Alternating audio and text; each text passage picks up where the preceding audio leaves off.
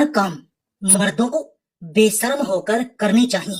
गंदे हैं लेकिन बिल्कुल सच है। शास्त्रों में कहा गया है कि हर मर्द को यह चार काम हमेशा बेशर्म होकर जरूर करने चाहिए और इन चार कामों को करते समय स्त्रियों को हमेशा मर्द का साथ सही समय पर जरूर दे देना चाहिए। नमस्कार साथियों, स्वागत है आपका फिर से इस नई व महत्वपूर्ण व ज्ञानवर्धक वीडियो में। वीडियो शुरू करने से पहले हे माता लक्ष्मी, जो भी आपके इस चैनल को सब्सक्राइब करे, वीडियो को लाइक करे, उसके घर में कभी भी धन दौलत की कमी ना हो और उसका परिवार सदैव स्वस्थ, हंसता मुस्कुराता, कुशल मंगल रहे। तो दोस्तों चलिए आपको जल्दी से एक छोटी सी कहानी के माध्यम से बता देते हैं कि वह चार काम कौन से हैं जिन्हें हर मर्द को बेशर्म होकर जरूर करना चाहिए।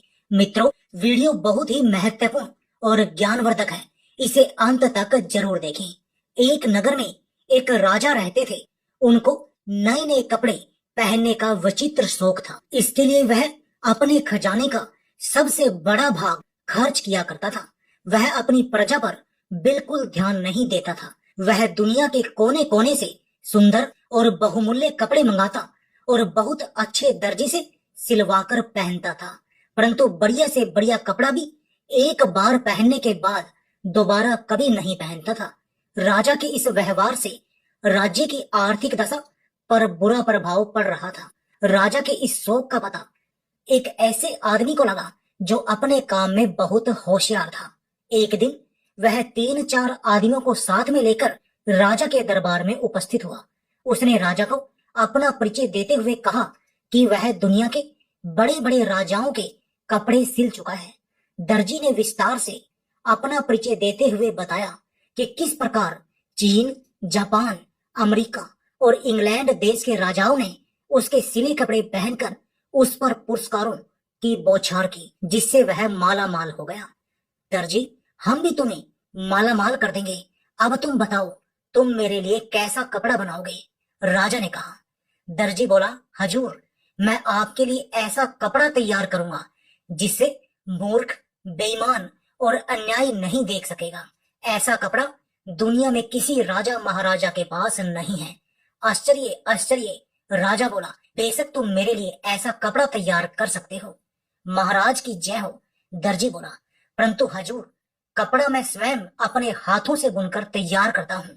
राजा ने उतावले होकर पूछा, दर्जी, ऐसी पोशाक तुम मेरे लिए कितने दिनों में तैयार कर सकोगे? दर्जी बोला, हजूर, लगभग 1 या 1.5 महीना तो लग ही जाएगा। राजा ने कहा, मैं तुम्हें 2 महीने का समय देता हूँ। इसके लिए हमें तुमको क्या मूल्य देना पड़ेगा? दर्जी बोला, हजूर, 50,000 रुपए पहले दे दीजिए और 1 लाख रुपया कपड़ा पसंद आने पर दीजिएगा।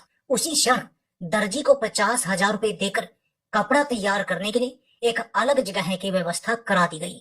दर्जी अपने 3-4 आदमियों को लेकर उस जगह आराम से समय काटने लगा। कुछ दिनों बाद राजा ने अपने एक दरबारी को दर्जी के पास भेजा। दरबारी वहां पहुंचा और देखा कि वे सब बड़े आराम से सो रहे थे।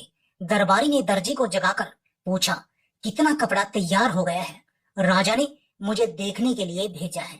दर्जी एकदम चौंक कर उठा और बोला, आइए मैं आपको दिखाता हूँ कि कितना कपड़ा तैयार हो चुका है।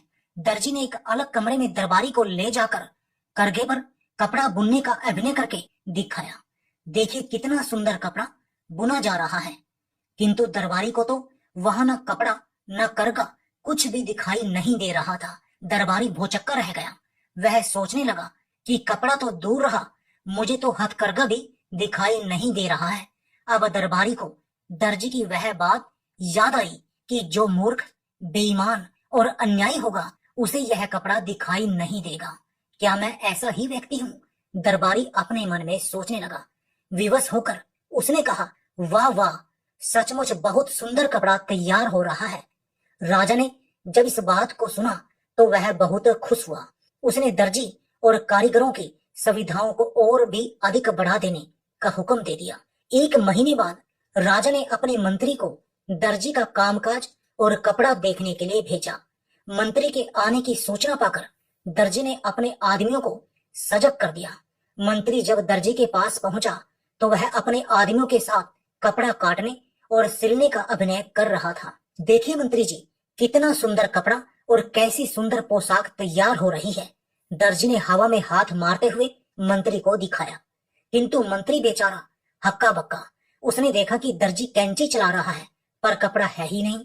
एक कारीगर सुई से सिलने का काम कर रहा है परंतु उसके हाथ केवल अभिनय कर रहे हैं। ना सुई दिखाई दे रही है और ना ही धागा और ना कपड़ा। मंत्री ने सोचा, मुझे कुछ दिखाई क्यों नहीं दे रहा है। उसे दर्जी की बात याद आई कि जो मूर्ख, बेईमान और अन्यायी होगा उसे यह कपड़ा दिखाई नहीं देगा। उसने सोचा, क्या मैं मूर्ख, बेईमान और अन्यायी हूँ?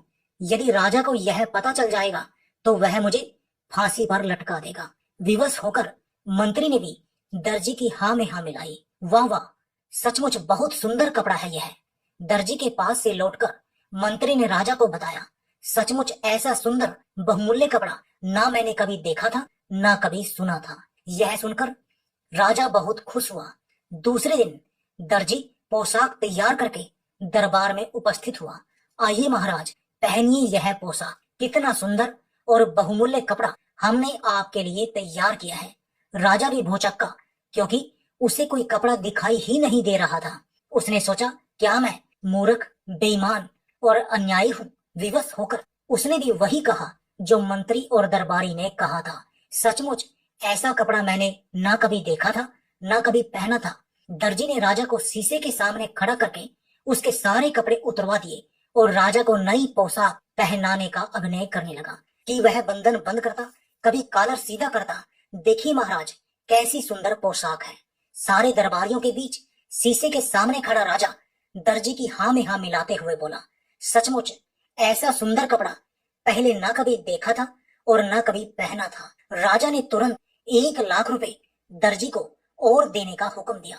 दर्जी रुपए लेकर अपने आदमियों सहित 9-2-11 हो गया। राजा के नए कपड़े प्रजा को दिखाने के लिए एक बड़े जलूस का प्रबंध किया गया। सारी प्रजा राजा के नए कपड़े देखने के लिए बड़ी उत्सुक थी। प्रजा को राजपथ पर खड़ा करके प्रजा को दिखाने के लिए सवारी निकाली गई। राजा का काफिला आगे बढ़ता गया। हजारों की संख्या में खड़ी जनता तालियां पीट पीट कर वाह वाह कर रही थी, क्योंकि सारी जनता को मालूम था कि जो मूर्ख, बेईमान और अन्यायी होगा उसे यह कपड़ा बिल्कुल नहीं दिखाई देगा। छत पर बैठे एक बच्चे ने राजा को रथ पर नंगा खड़ा देखा और जोर से चिल्लाकर कहा, राजा तो रथ पर नंगा खड़ा है। लोग बच्चे का मुंह ताकने लगे। फिर क्या, सारी प्रजा एक स्वर में चिल्ला उठी, राजा रथ पर नंगा ही खड़ा है। अब राजा को भी अपनी मूर्खता का एहसास हुआ और लज्जा के मारे मानो धरती में गड़ गया। यह वही समय था जब राजा पूरी तरह से शर्म से नीचे झुक चुका था। वह इस घटना से बहुत कुछ सीख चुका था और उसने एक योजना बनाई। उसने अपने सारे राज्य में ढिंडोरा पिटवा दिया कि कल राज दरबार में एक जरूरी मीटिंग है, जिसके लिए उसके राज्य की पूरी प्रजा राजा के राजमहल में सुबह सुबह आ जाए। अब पूरे राज्य में ढिंडोरा पीट दिया गया कि कल राजा एक बहुत बड़ी सभा नियुक्त करने जा रहे हैं। उसमें हर एक व्यक्ति को आना जरूरी है।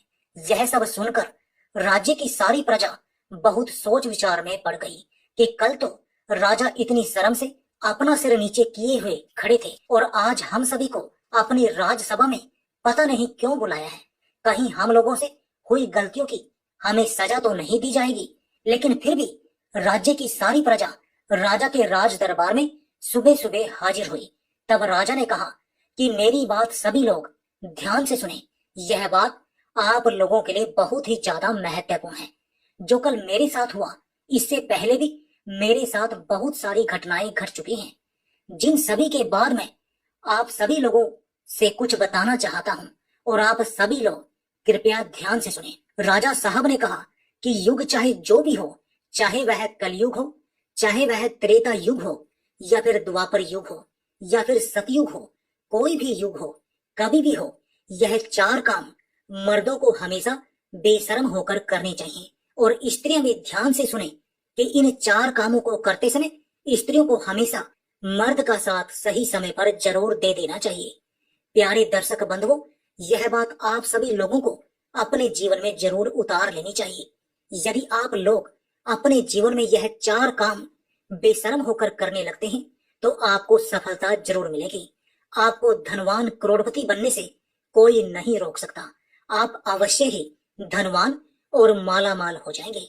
आप और आपकी पत्नी अपने जीवन में सदैव खुश रहेंगे। चलिए बताते हैं कि राजा साहब ने अपनी प्रजा से क्या कहा और राजा साहब कौन से 4 काम बेशर्म होकर करने के लिए कहते हैं। चलिए जानते हैं।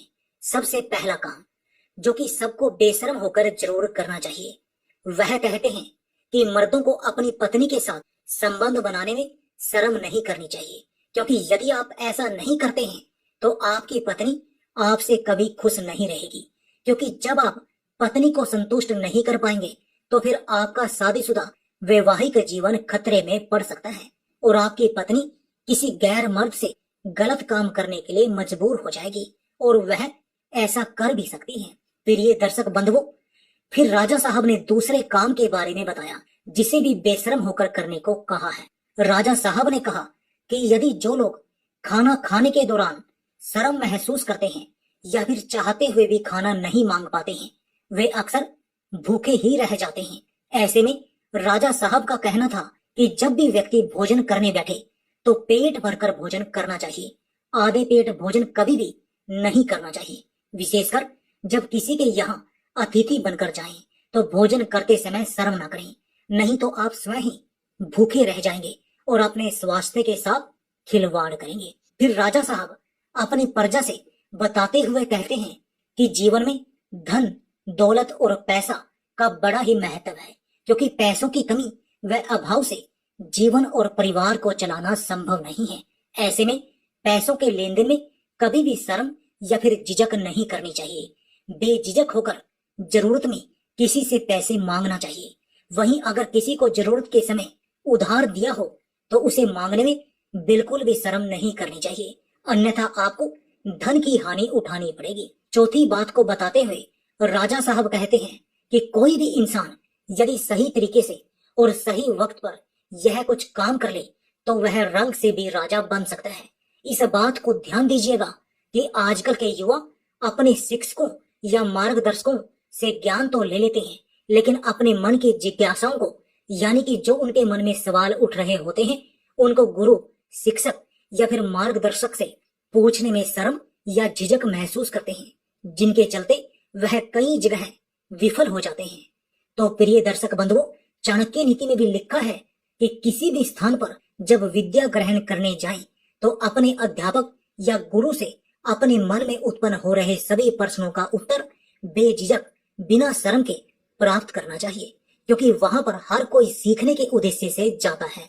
और यदि आप वहां पर जाकर भी अपने गुरु से कोई भी सवाल पूछने में ही शर्म करेंगे और अपने मन के प्रश्नों का हल शर्म की वजह से नहीं प्राप्त कर पाएंगे तो आप अपने जीवन में कभी सफल नहीं हो सकते हैं।